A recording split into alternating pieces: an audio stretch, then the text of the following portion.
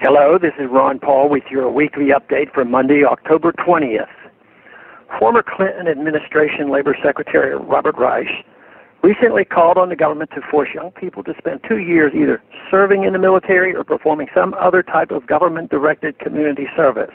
Neoconservative Senator John McCain has introduced legislation creating a mandatory national service program very similar to Reich's proposal. It is not surprising that both a prominent progressive and a leading neocon would support mandatory national service, as this is an issue that has long united authoritarians on the left and right. Proponents of national service claim that young people have a moral obligation to give something back to society. But giving the government power to decide our moral obligations is an invitation to totalitarianism. Mandatory national service is not just anti-liberty, it is un-American. Whether or not they admit it, supporters of mandatory national service do not believe that individuals have inalienable rights. Instead, they believe that rights are gifts from the government, and since government is the source of our rights, government can abridge or even take away those rights whenever Congress decides. Mandatory national service also undermines private charitable institutions.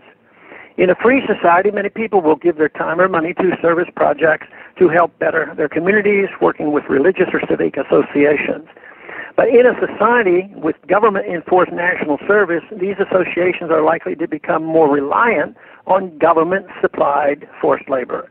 They will then begin to tailor their programs to satisfy the demands of government bureaucrats instead of the needs of the community.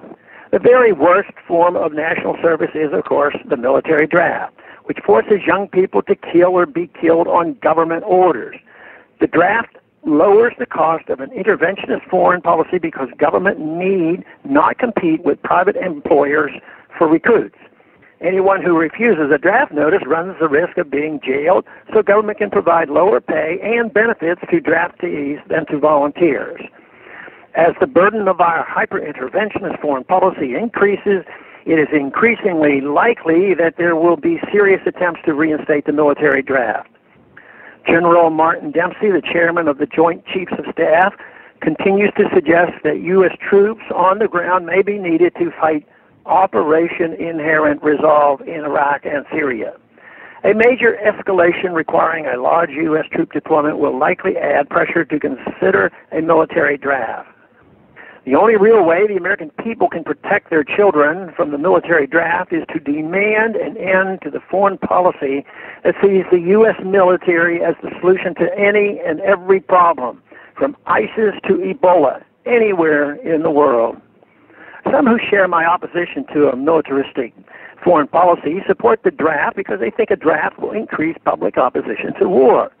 However, the existence of a draft did not stop the American government from launching unconstitutional wars in Vietnam and Korea.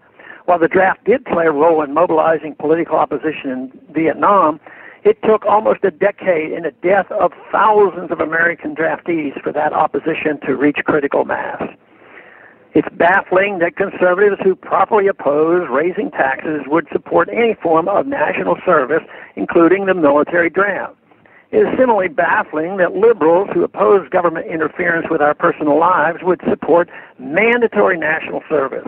Mandatory national service is a totalitarian policy that should be rejected by all who value liberty. Thanks for calling this update. A new update is placed on this number, 888-322-1414, every Sunday. The written text can be found on my Ron Paul Institute website at www.ronpaulinstitute.org and on my Facebook page.